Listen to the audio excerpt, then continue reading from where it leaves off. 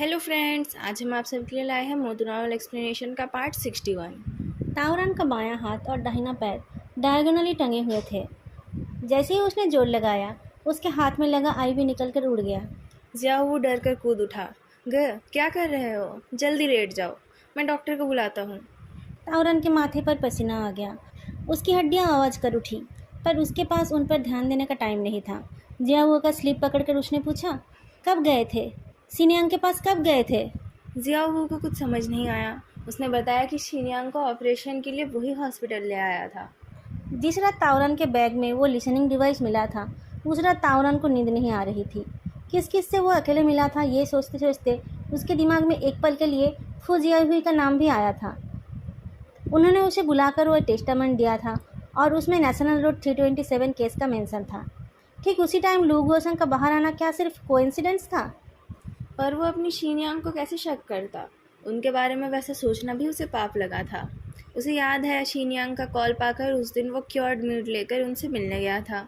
बिना लिफ्ट के 6 मंजिल तक उस भारी बॉक्स को ले जाते जाते उसके हाथ में दर्द हो रहा था। वो बॉक्स उसके गांव के घर में पैक किया हुआ था। ऊपर जाते जाते उसकी पैकिंग भी थोड़ी सी ख़राब हो गई थी। वो टेस्टामेंट उसके हाथ में देते हुए सीनियांग ने कहा था, इन चीज़ों को ठीक करने की ज़रूरत है। मुझे कहीं जाना है, तारन बोल उठा। अभी जाना है मुझे। जियाओ, मेरी मदद करो। लुओवेंजो डायरेक्टर लू को लेने गया, पर वो घर के लिए निकल चुके थे। उसे इंतज़ार नहीं हो रहा था, तो वो उनके घर चला गया, पर वो घर से भी निकल गए थे। हॉस्पिटल क्यों गए वो? उसने पूछा। पता नहीं, मिसेस लू ने कहा। वो पॉजेस्ड लग रहे थे। एक बार स्टडी रूम में गए और निकल गए। लोरेंजो धीरे धीरे चल रहा था। ऐसे टाइम पर ना वो अपनी वाइफ के साथ बैठे और ना ही सिटी बुरो गए। इतनी जल्दी में वो हॉस्पिटल क्यों चले गए? कार के ऊपर हाथ रखकर भी वो यही सोच रहा था। अचानक कुछ सोचकर वो कार में बैठ गया और तेज़ी से हॉस्पिटल की तरफ जाने लगा। फू जियाहुई की हालत बहुत ख़राब थी। उनकी पूरी बॉडी फीकी सी थी। वो बहुत हॉरिबल लग रही थी। लू यूलंग को देखकर उन्होंने कहा, आ जाओ, बैठो। लू यूलियांग स्टूल पर बैठकर बात करने लगे तो फू जियाहुई ने कहा, जो बोलना है सीधे सीधे बोलो, मेरे पास ज़्यादा टाइम नहीं है। मुझे पिछले महीने ही आपकी बीमारी के बारे में पता चला। मुझे पता नहीं था कि इसमें कितना खर्चा होगा, इसलिए मैं पैसे लेकर आपके घर आया था। उसके लिए थैंक्स। पर मैं जब बालकनी में था, तब आपने मेरे बैग में वो पैसे वापस रख दिए थे। मेरे पास पैसों की कोई कमी नहीं है। क्या आपका कुछ खो गया था? नहीं, कुछ ऐड हो गया था। क्या लू यूलियांग ने एक लिसनिंग डिवाइस निकालकर बेड साइड टेबल पर रखा। मुझे पता था किसी ने मेरे बैग को टच किया था। आप ही पैसे वापस रख रही थी, ये मैं जानता था, इसलिए मैंने चेक नहीं किया। भाभी, जब लाओ यांग जिंदा था, तब वो बोला करता था कि आप बोल्ड और कॉशस हो, आप कुछ भी कर सकते हो। हमें लगता था कि वो आपके प्यार में पागल था, पर अब मुझे उसकी बात सच लग रही है। फू जियाहुई ने एक्सप्रेशनलेसली देखा। भाभी, मुझे कुछ पूछना है। उस दिन जब वो लोग लू गुओसन को पकड़ने जा रहे थे, तब उसकी खबर उन लोगों को पहले मिल गई थी। क्या वो आप थी? डोर के बाहर नॉक करने के लिए उठा लोवेंजो का हाथ रुक गया। अचानक उसे व्हीलचेयर की आवाज़ सुनाई दी। उसने चौंक कर देखा कि चैंगनिंग एक व्हीलचेयर से तावरन को लेकर आ रही है। तावरन से नज़रें मिलते ही उसे लगा कि वो उस दिन पर वापस चला गया है जब उसने यांगसर की मौत की खबर सुनी थी। उसका नर्वस सिस्टम उस खबर को हैंडल नहीं कर पाया था। उस दिन भी वो आज की तरह ही हेल्पलेस हो गया था। बहुत देर बाद अंदर से हंसी की आवाज़ आई। डायरेक्टर लू, क्या आपको कुछ नहीं पता? क्यों? क्या किसी ने आपको डराया है? आपकी बच्ची को लेकर? मैं उसके लिए 24 घंटे का गार्ड भेज दूंगा। लाओ यांग को खुद को नहीं पता था कि किसने उसे मारा। हम कौन हैं? क्या आपको कुछ नहीं पता? क्या आप नहीं जानते कि कैसे गुजाऊ मरा और कैसे लाओ यांग मरा? लाओ यांग ने तो सारी तैयारी कर रखी थी, फिर भी वो लोग उससे तेज निकले। क्या आप उसे बचा पाए थे? क्या आप टाइम से पहुंच पाए थे? लाओ यांग भी? मेरा वक्त ख़त्म हो गया है। मेरी बीमारी अभी अभी पकड़ी नहीं गई, पर मुझे पता चल गया कि मैं और वेट नहीं कर सकती। मैंने अपने ब्रदर्स और सिस्टर्स को कहा। कौन से ब्रदर्स और सिस्टर्स? जिनका नसीब मेरी तरह है, जिनके साथ सबसे बड़ा इनजस्टिस हुआ है। पुलिस भी जिनको इंसाफ नहीं दिला पाई। सब लोग थोड़ी हमदर्दी दिखाकर जिन्हें भूल गए। जो अकेले तो कमज़ोर थे, पर एक साथ वो कामयाब हुए ना। आप लोग फाइनली उस मोल के बारे में बात तो कर रहे हो ना। इन्फॉर्मेशन लीक के मामले में मैं माफ़ी मांगती हूँ। मेरी तबीयत ख़राब होने की वजह से जल्दबाजी करनी पड़ी। सब कुछ ठीक से प्रिपेयर नहीं हो पाया। जो क्लैन के केस के टाइम एनिमी अलर्ट हो गया था और हमारा एक भाई पकड़ा गया। उन्हें हमारा कम्युनिकेशन मिल गया। पर लकीली उससे हमारे ग्रैंड स्कीम में कुछ फ़र्क नहीं पड़ा। ये सब आप लोगों ने कराया? आप लोगों को पता था कि वो बच्चा मरने वाला है और आप लोग देखते रहे? वो तो जिनजिन से भी छोटा है। जिनजिन को पता है ये सब? अच्छे लोग ही बुरे लोग बन जाते हैं। लुओवेंजो को याद आया कि यांगजिन के बोलने पर ही जियाओ हायांग को शक हुआ था, तो यांगजिन भी इन सब का हिस्सा है। डायरेक्टर लू चिल्ला उठे, कौन हो आप लोग? आपका लीडर कौन है? हम वो लोग हैं जो पुरानी कहानियों को आपके सामने वापस लाते हैं, एक के बाद एक, बिना किसी गलती करे। हम कहानी सुनाने वाले हैं। हम अचानक फुजियाओ की आवाज़ रुक गई। डायरेक्टर लू एंगर और शॉक के साथ चिल्ला उठे, भाभी! लुओवेंजो डोर खोलकर अंदर गया तो उसे एक बेजान औरत दिखी जो आंखें बंद करके शांत होकर लेटी हुई थी। बहुत दिनों बाद उसने इस चेहरे को ठीक से देखा तो उसे लगा कि वो इन्हें पहचानता ही नहीं है। डायरेक्टर लू के कहने पर वो डॉक्टर बुलाने जा रहा था और तभी उसने यांजिन की तरह किसी को भागते हुए देखा। वो चैनिंग को डॉक्टर बुलाने को बोलता है और खुद उस शैडो के पीछे दौड़ने लगता है। फेदू काउच पर लेटे लेटे कुछ सोच रहा था, तभी किचन में कुछ आवाज़ सुनकर वो मुड़कर देखता है तो उसे लुओइगो गिरते हुए दिखा।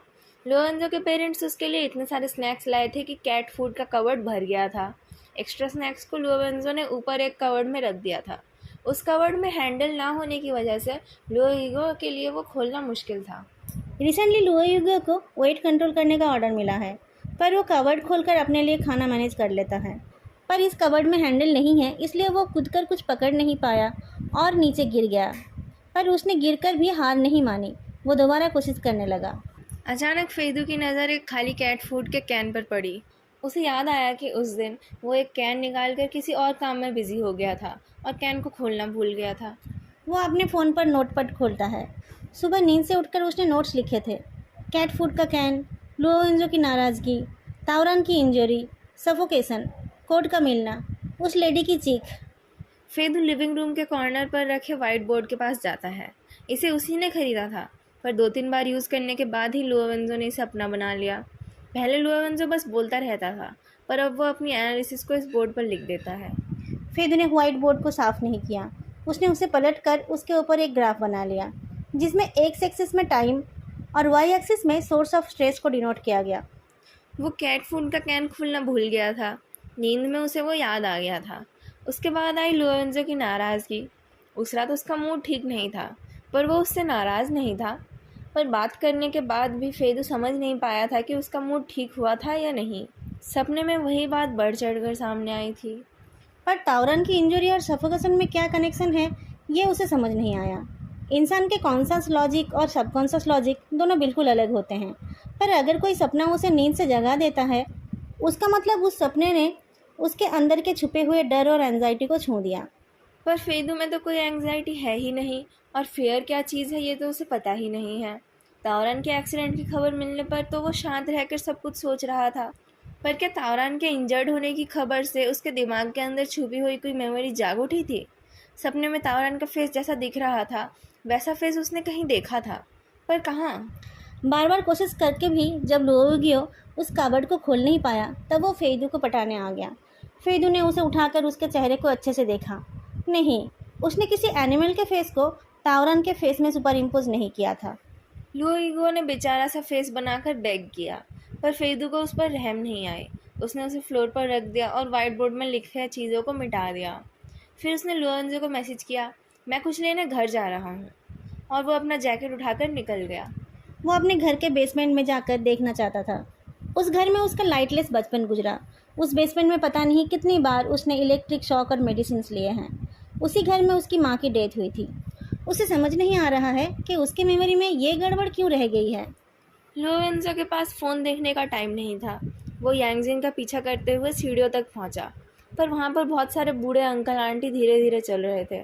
उनके बीच से ना जाकर लुओवेंजो ने कॉरिडोर की एक खिड़की खोल ली और फिर विंडो सिल पर पैर रखकर वो 3rd फ्लोर से नीचे के आर्टिफिशियल लॉन पर कूद गया। आसपास के लोगों के फ़ोन निकलने से पहले ही वो रोल करके उठ गया और दौड़ने लगा। जैसे ही हॉस्पिटल गार्ड उसकी तरफ आने लगा, उसने अपना वर्क आईडी निकाल लिया। पुलिस, क्या आपने एक 20 साल की लड़की को ऊपर से उतरते देखा है? तभी यांजिन सीढ़ियों से उतर कर आई। लुओवेंजो को देखकर उसका एक्सप्रेशन कॉम्प्लिकेटेड हो गया। वो बैक डोर की तरफ दौड़ने लगी। रुक जाओ! लुओवेंजो भी उसके पीछे पीछे दौड़ने लगा। यांगजिन पार्किंग लॉट की तरफ दौड़ रही थी और लुओवेंजो उसके करीब पहुंच गया था। तभी अचानक एक सिडन उसकी तरफ आने लगी। उस कार की ड्राइविंग सीट पर वो ड्रम टावर वाला फेक पेट्रोलमैन था। लुएवेंजो उस कार के हुड के ऊपर से दूसरी साइड कूद गया। वो कार तेजी से निकल गई और यांजिन भी दूसरी एक कार में बैठकर निकल गई। फूजिया हुई को इमरजेंसी ट्रीटमेंट के लिए ले गए थे। सैंगनिंग कुछ पीने के लिए खरीदने गई थी और तावरान और लू यूलियांग हॉस्पिटल कॉरिडोर में चुपचाप बैठे थे। धूल मिट्टी में भरा लुएवेंजो फूसते हुए आकर बैठा। वो भाग गई। 2 कार्स थे। मैंने नंबर देकर उनको रोकने के लिए कहा है। थोड़ी देर बाद तावरन बोलने लगा कि कैसे जियाऊ के बातों से उसे समझ आया कि किसने वो डिवाइसेस लगाए थे। अब उसे समझ आया कि क्यों सिनियांग उन लोगों को उनके घर आने नहीं देती थी। पर उसका मानना ये है कि सिनियांग को ट्रिक किया गया है और इन सब के पीछे वो इंसान है जिसने गुजाओ को और यांग जेंगफेंग को मारा था। लुएवेंजो ने कहा, अंकल लू, मैं आपसे किसी के बारे में पूछना चाहता हूँ। क्या तुम फैंसी न्यून के बारे में पूछना चाहते हो? डायरेक्टर लो ने पूछा। आपको कैसे पता? भाभी की बातों से मुझे उनकी ही याद आई। वो मेरे भी टीचर थे। शायद वो लाओयांग के भी टीचर थे। वो हमसे कुछ साल ही बड़े थे पर बहुत चार्मिंग थे। उनको देखकर लगता था कि वो सबका दिमाग पढ़ सकते थे। वो बहुत टैलेंटेड और पढ़े लिखे थे। उनकी मेमोरी भी बहुत अच्छी थी। उन्होंने बहुत आर्टिकल्स लिखे थे और वो बहुत अच्छे टीचर थे। अगर उस टाइम टीचर्स का ग्रेडिंग सिस्टम होता तो उनको ही हाईएस्ट ग्रेड मिलता। जिस स्टूडेंट को कोई समझ नहीं पाते उसे भी वो मोटिवेट कर देते थे। वो ऑफिसर गू के भी मेंटर थे। उन दोनों का रिश्ता कैसा था? हाँ, गुजाओ बहुत सिंसियर था। उसने प्रमोशन के लिए पढ़ाई नहीं की। वो दिन रात मेहनत करके पढ़ाई करता था। वो बिल्कुल भी आउटगोइंग नहीं था पर वो फैंसी वन के करीब था। लेकिन वो इंसान क्या सोचते थे ये किसी को पता नहीं था। क्या हुआ था उस टाइम? क्या वो वाकई मर गए थे? हमने उस टाइम ध्यान नहीं दिया था पर बाद में देखा गया कि उनके कुछ पेपर्स में एक्सट्रीमिज़म था। उस टाइम साइकोलॉजिकल प्रोफाइलिंग बहुत पॉपुलर हो रहा था। उनके रिक्वेस्ट पर वो प्रोजेक्ट शुरू हुआ था। फ्रंटलाइन पुलिसमैन के पास चॉइस था पर सबने अपने मर्जी से उस प्रोजेक्ट में हिस्सा लिया था। पर साइकोलॉजिकल प्रोफाइलिंग कोर्ट एक्सेप्ट नहीं करती है ना? अगर टॉर्चर से कन्फेस किया जाए तो अलग बात है। ऐसा नहीं हो सकता था। गुजाओ के केस के बाद तो हम एक एक कदम संभाल कर उठाते थे, डायरेक्टर लू ने कहा। मैं एक बार उनके साथ एक केस विजिट करने गया था। वापस आने के बाद उन्होंने कहा, कभी कभी मुझे समझ नहीं आता है कि लॉ किसे बचाती है। जो लॉ को फॉलो करते हैं उनके ऊपर ही सारे रेस्ट्रिक्शंस हैं। ये बहुत गलत है। डायरेक्टर लू ने बताया कि पिक्चर एल्बम प्रोजेक्ट को रोककर उनमें भाग लेने वाले सबको सस्पेंड करके इन्वेस्टिगेट किया गया था। पर जब वो लोग फांसीवान को ढूंढने गए थे तब वो कहीं नहीं मिले। उनके ऊपर बस शक था, इसलिए उन्हें मिसिंग कहा जाए या फिर फरार, इस बात पर डिबेट हुई। फिर सिटी ब्यूरो के इमेज को बचाने के लिए उन्हें मिसिंग बताया गया और उन्हें सीक्रेटली सर्च किया गया। बाद में खबर मिली कि उन्हें बिन्हाई में देखा गया। जब पुलिस उनके पीछे गई तब वो भागते भागते समुंदर में कूद गए। रीफ में खून के धब्बे तो थे पर उनकी बॉडी नहीं मिली। कुछ साल बाद जब उनका घर टूट रहा था तब प्रॉपर्टी के लिए उनके रिलेटिव्स ने उनका डेट डिक्लेयर करने का रिक्वेस्ट किया था। उस टाइम से फैंसी वन ऑफिशियली डेड है। फेदू ने जल्दी से एक टैक्सी पकड़ ली। उसके एक कान में ईयरबड लगा हुआ था। उसने मुस्कुराकर ड्राइवर को एड्रेस बताया। ड्राइवर मिरर में उसे बार बार देख रहा था। फेदू से नज़रें मिलते ही उसने कहा, वहाँ तो अमीर लोग रहते हैं, मैं अंदर नहीं जा पाऊँगा। फ़ोन स्क्रॉल करना बंद करके फेदू ने कहा, ठीक है। क्या आप वहाँ पर रहते हैं या फिर आप किसी से मिलने जा रहे हैं? तभी फेदू के ईयरबड में किसी की आवाज़ आई। प्रेसिडेंट फे, एक कार आपको फॉलो कर रही है। हम फॉलो कर रहे थे। शायद उन्हें अभी पता चला। वो हमें चकमा देना चाहते हैं। जो डोर तक आती है उसे फॉलो करो, कहकर फेदू ने रियर व्यू मिरर में देखा। उससे नज़रें मिलते ही उस ड्राइवर को सांप सूंघ गया। फेदू ने कहा, सॉरी, आप क्या कह रहे थे? मैंने सुना नहीं। ड्राइवर की और बातें करने की हिम्मत नहीं हुई। विला के पास पहुंचकर उसने मीटर का बटन दबाया। पहुंच गए। क्या आपको रिसिप्ट चाहिए? फेदू नहीं हिला। ड्राइवर पीछे मुड़कर देखता है। उसके माथे पर पसीना आ गया था। सर, मैं यहीं तक जा सकता हूँ। जिस एस्टेट पर आप रहते हो उसमें बाहर की गाड़ी नहीं जा सकती। क्या मैंने कहा कि मैं यहाँ रहता हूँ? फेदू लेक क्रॉस करके रिलैक्स्ड होकर बैठा। उसकी आंखों में एक खतरनाक सी लाइट दिखाई दी। क्या आपको चेहरा पढ़ना आता है सर? आपके कपड़ों से लगा कि आप ऐसी जगह पर रहते होंगे।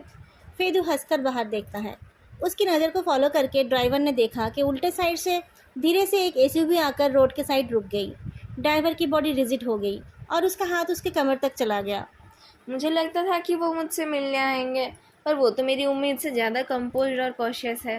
बेजान हम के पकड़े जाने से पहले तो वो घुमा फिरा कर कॉन्टैक्ट कर रहे थे। पर अब जब मेरा इल इंटेंशन पता चल गया है तब आप लोग निकल कर आओगे ये तो मैंने सोचा भी नहीं था। मेरे साथ आप लोगों का क्या कनेक्शन है? आपके ग्रेट लीडर अचानक मुझसे क्यों कांटेक्ट कर रहे हैं? ओह हाँ, आप लोग उन्हें क्या बुलाते हैं? टीचर बुलाते हैं। ड्राइवर की वॉइस से फ्लैटरी गायब हो गई थी। अब जब इन सब में उलझ ही गए हो तब आप कैसे बोल सकते हो कि कोई कनेक्शन नहीं है? वैसे भी मैं तो बस एक छोटा सा आदमी हूँ, मुझे पकड़कर आपको कुछ नहीं मिलेगा। पर आप इस वक्त मेरी कार में अकेले बैठे हैं, आपके लोग आपको खतरे में नहीं डालेंगे।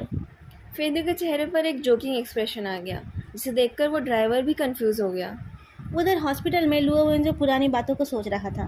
बिना ही क्यों, टाइम देखने के लिए फ़ोन निकाल कर उसे फेदू का मैसेज दिखा। फेदू को कभी कभी ऑफिस जाना पड़ता है। विंटर वेकेशन से पहले वो रोज़ यूनिवर्सिटी भी जाता था। आजकल वो अपने शराबी दोस्तों के साथ नहीं जाता है, पर कुछ जगहों पर उसे जाना ही पड़ता है। पर कहीं जाने से पहले वो लुओवेंजो को इन्फॉर्म करता है और बताए गए टाइम पर ही वापस आ जाता है। कुछ लेने घर जाना तो आवारागर्दी नहीं है, इसमें कुछ कहने का नहीं है। पर थोड़ा सा अनईजी होने की वजह से उसने सबकॉन्शियसली फेदू को कॉल कर लिया। पर कॉल करते ही उसे लगा कि वो एनोइंग और क्लिंगी है। वो कवर अप का बहाना ढूंढने लगा, पर फेदू का नंबर बिजी था। कॉल कट करके उसने 2 मिनट वेट किया और फिर दोबारा कॉल किया। फेदू का नंबर तब भी बिजी था। लुओवेंजो फेदू को जानता है। किसी को कॉल करके वो हालचाल पूछता है और फिर काम की बात कर लेता है। अगर 1-2 मिनट में बात नहीं होती है तो वो पर्सनली मिलकर बात करता है। फ़ोन पे ज़्यादा बात करने की उसे आदत नहीं है। एक नर्स ने आकर बताया कि फूजियाओ भाई की हालत ठीक नहीं है, उसके किसी घर वाले को ही आकर साइन करना पड़ेगा। लू यूलम कूद कर उठ गए और नर्स से बात करके ओटी के अंदर चले गए। एक कॉलीग ने कॉल करके बताया कि उन 2 कार्स में से एक कार मिली है, पर उसके अंदर कोई नहीं था। कैसे भी करके उसे ढूंढो और एक मिसिंग नोटिस लगा दो। यान जिन को ढूंढ कर बताओ कि उसकी माँ मर रही है, हॉस्पिटल आकर साइन कर दे। कह के लुओ विंजो ने ताओरान के कम इंजर्ड कंधे पर हल्के से हाथ रखा। तुम्हें कहीं जाना है तो तुम जाओ, ताओरान ने कहा। शिनयांग मरने से पहले हम दोनों को तो बिल्कुल नहीं देखना चाहती होगी। फेदू के ईयरबड में थर्ड टाइम कोई कॉल आने की आवाज़ आई। उसे इग्नोर करते हुए उसने उस ड्राइवर को कहा, आप क्यों आए हैं बताएंगे? किसी ने आपसे कुछ कहने के लिए कहा है। उन्होंने कहा कि आप उनसे पहले मिल चुके हैं, वो खुद नहीं आ पाए। मैं मिल चुका हूँ उनसे। ड्राइवर उसकी बात का जवाब न देकर मैसेज सुनाता है। कुछ चीज़ें कंफ्यूजिंग लगती है क्योंकि वह इंसान बहुत क्राफ्टी है। हेवन के नेट में बड़े छेद तो है, पर उसमें से कुछ पार नहीं हो पाता है। दुनिया में ऐसी कोई दीवार नहीं है जिसमें से हवा पार नहीं हो पाती है, और जिन हाथों में खून लगा है वो कभी साफ नहीं हो सकते हैं। वो शायद कुछ समझ नहीं पा रहा है, पर एक इम्पॉर्टेंट क्लू है जो आपको जानना चाहिए। क्या जानना चाहिए मुझे? मुझे वो नहीं पता। उन्होंने ये भी कहा कि वो आशा करते हैं कि ये केस ओपनली और क्लियरली रिजॉल्व होगा, रूल्स के अकॉर्डिंग, ताकि कोई शक की गुंजाइश ना हो, सब कुछ क्लियर हो। ड्राइवर ने धीरे से पूछा, प्रेसिडेंट फे, क्या अब मैं जा सकता हूँ? कौन सा वेपन है आपके पास? ये मेरे साथ पहली बार हो रहा है जब वेपन पकड़ा हुआ आदमी जाने की इजाज़त मांग रहा है। कहते हुए फेदू एक 100 युआन का नोट निकाल कर सीट पर फेंकता है। कार से निकलते हुए वो बोलता है, ना मुझे चेंज चाहिए और ना ही रिसिप्ट। जैकेट के पॉकेट में हाथ डालकर वो रोड क्रॉस करके विला की तरफ चला जाता है। डरा हुआ ड्राइवर गर्दन घुमाकर देखता है कि रास्ते के उल्टे साइड पार्क की हुई एसयूवी से एक लड़की गुस्से में उतर कर आई और उसके पीछे एक लड़का उतरकर उसे मनाते हुए जाने लगा। वो तो फालतू में ही डर गया था। फेदू ने उसे ट्रिक किया। वो गुस्से से कार चलाकर चला गया। उसने नोटिस नहीं किया कि एक लो की लग्जरी स्पोर्ट्स कार उस विला एस्टेट से निकलकर उसका पीछा करने लगी है। दोस्तों, आज का पार्ट मैं यही ख़त्म कर रही हूँ। आप लोगों को आज का पार्ट कैसा लगा बताना मत भूलना, और वीडियो को लाइक करना भी मत भूलना। आप लोगों ने अगर अभी तक चैनल को सब्सक्राइब नहीं किया है तो चैनल को सब्सक्राइब भी कर लेना। फिर मिलेंगे नेक्स्ट पार्ट में, तब तक के लिए बाय।